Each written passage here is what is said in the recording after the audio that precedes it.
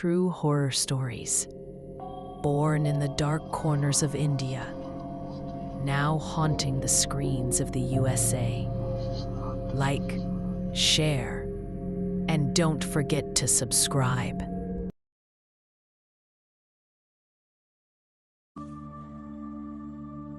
Friends, occasionally in life, there arises a pivotal moment that profoundly shakes you to your very core and renders it challenging to continue living.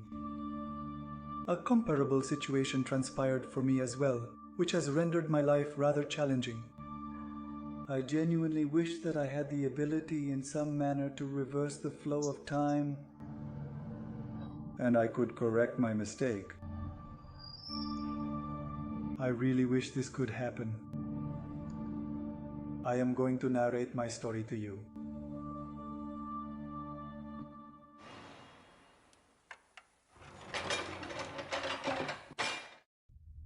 I was pursuing my engineering studies at a college. I resided in a hostel located on the campus. I had a companion there. Vinod stayed in a private hostel far from the college. In Vinod's hostel, a particular room remained closed. They used to say that there was some ghostly activity there. Haha, I really don't believe in all these kinds of things. It's all just idle minds fabricating stories. No, my dear friend, whether you choose to believe it or not, malevolent spirits indeed exist. You know, a young boy unfortunately hanged himself right here. Indeed, I feel the same when I see big books, but I never actually go through with it. He was frail, but still a human being. Even after that, disturbances often occurred in that room. Strange noises were heard. Many prayers and rituals were conducted, but nothing worked. That's why the hostel management permanently closed the room. Oh, is that so? However, you reside in the room adjacent to it, so why have you never encountered the ghostly presence? Indeed, that's correct. Nothing has ever occurred to me. There's even a window of that room that is attached to my room, which always remains closed, but I've never felt anything strange. Your brother is such an enormous monster himself. Who would dare to mess with you? You're shifting the subject. Come on, do you want to have some Maggi noodles? What prevented you from being able to accomplish it?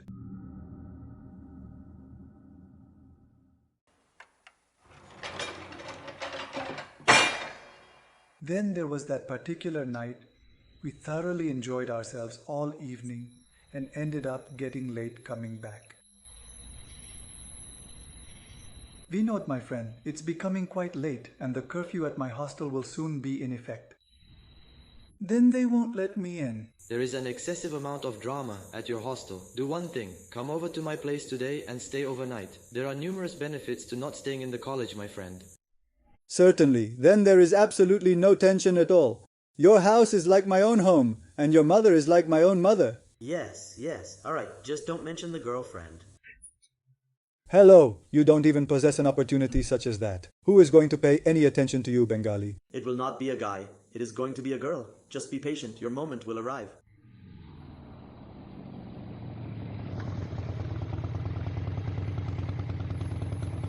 Come on, it stopped. Your hostel looks different at night. First time seeing this. Come on, you're not scared, are you? Certainly I am not daunted by locked rooms. Very well then, as I need to step out for a brief period. Angad holds a few of my books.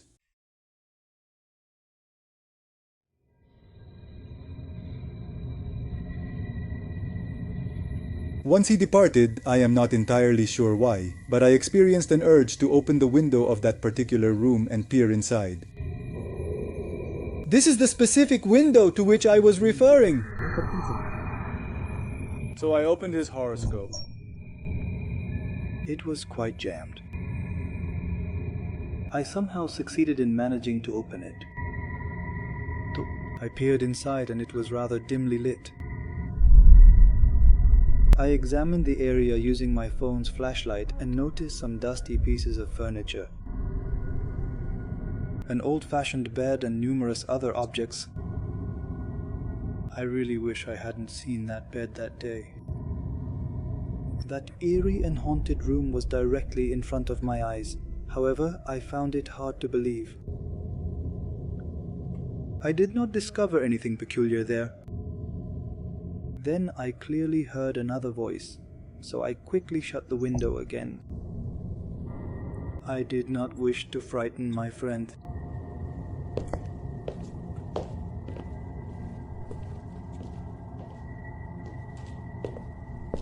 After a long chat late into the night, we finally fell asleep. It was likely about 1 a.m. We were in a profound state of deep slumber. However, quite unexpectedly, my restful slumber was abruptly interrupted. I arose from my bed, but I was feeling extremely drowsy. I thought someone might be walking outside. I glanced over at the clock and noticed it was precisely 3:33. I decided to disregard it and returned to sleeping. After a short period of time, I heard the identical sound once more. This time, I was somewhat more conscious. The disturbance is originating from the other side of the window. Reflecting upon the entire situation made me feel incredibly anxious and uneasy.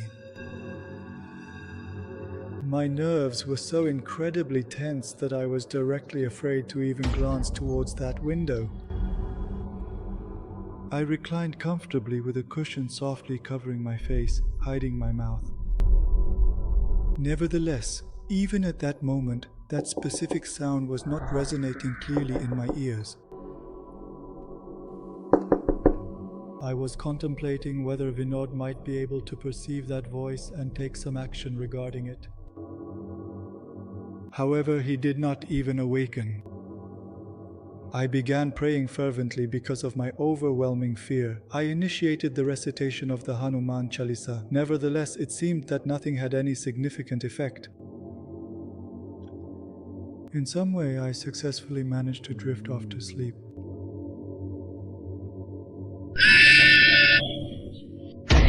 The noise abruptly roused me from my slumber. My aunt quickly appeared by the window from the opposite side. There was no desire to see it. I was lying in my usual spot. Subsequently, my eyes gradually opened with the gentle sunlight. Vinod was opening the wardrobe. Did Surya manage to get any sleep last night? Brother, please don't even inquire. How can you possibly manage to sleep in this place? Why? What happened? Subsequently, I recounted to him the entire narrative of the evening. But he didn't react at all. Merely smiled and conversed. Certain phenomena are beyond our understanding. We can only truly experience them. And then he went outside. Perhaps he went to obtain breakfast. I stretched my limbs and stepped outside, and what did I behold? There was an enormous crowd assembled outside. The entrance to the haunted chamber is wide open. It was like midnight on their faces. I swiftly proceeded to that room to observe what was occurring. And seeing that scene, it felt like the ground slipped from under my feet. Vinod's lifeless body was directly in front of my eyes, suspended from the ceiling fan. I was unable to endure it any longer and subsequently lost consciousness.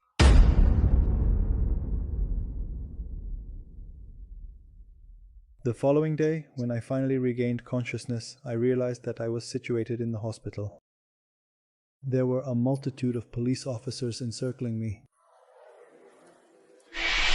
However, I do not believe that anyone would have actually believed me. I'm simply embarrassed that my error negatively impacted my friend.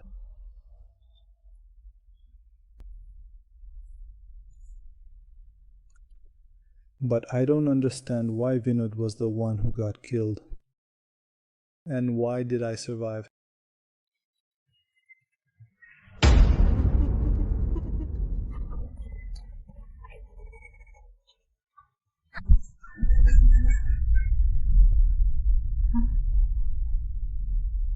Hey, don't worry whatsoever. I'm definitely not deceased. I'm very much alive and well. You were acting like such a hero, so I thought, let's have some amusement with you along with my friends.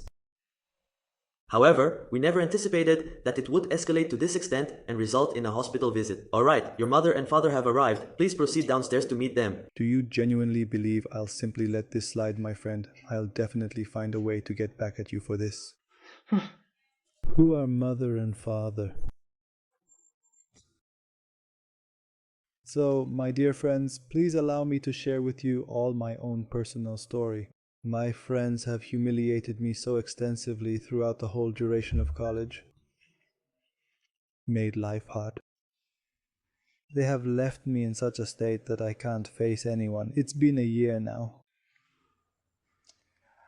All right, please listen closely. I appreciate the story, but kindly avoid sharing it with others. It seems everyone already knows.